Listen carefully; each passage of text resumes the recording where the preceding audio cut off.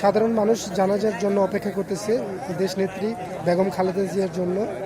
সর্বসাধারণ মানুষ নির্বিশেষে সবাই একত্র হচ্ছে এবং জানাজার জন্য সবাই প্রস্তুতি গ্রহণ করছে। এটা হচ্ছে আপনার নবথিয়েটার যে রোড আছে, ঠিক মানিক মিয়ার রোডের পিছনের অংশ।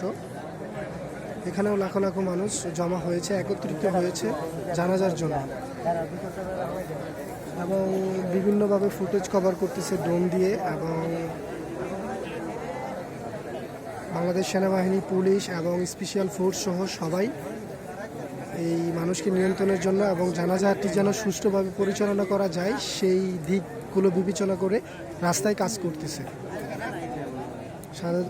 সাধারণ মানুষের ভিতরে কৌতূহল এবং তারা এই বিষয়গুলো নিয়ে ডিসকাস করতেছে। আমরাও অপেক্ষায় আছি কখন জানাটা শেষ হবে।